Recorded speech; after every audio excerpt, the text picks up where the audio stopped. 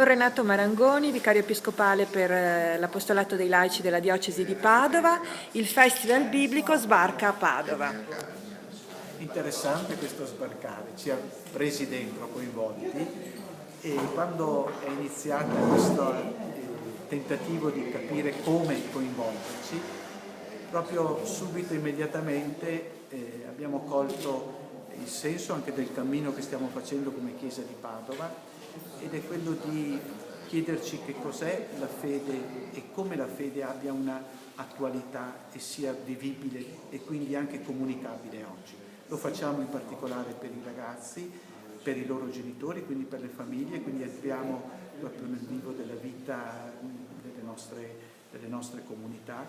Ecco, lì abbiamo colto proprio che questo festival ci provocava ulteriormente, perché la nostra ricerca è quella di comprendere come l'esistenza di una persona, quindi la libertà di una persona, la sua crescita, si combina con la proposta della fede. E che cos'è la fede per la libertà delle persone?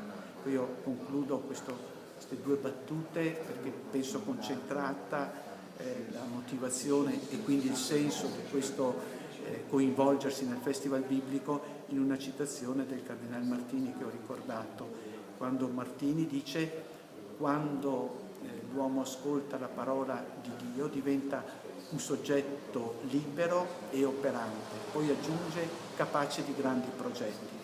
Certo, è un sogno, ma è il sogno della fede ed è il sogno, questo lo scopriamo davvero, il sogno della libertà umana come cammino di liberazione, come cammino di piena dignità.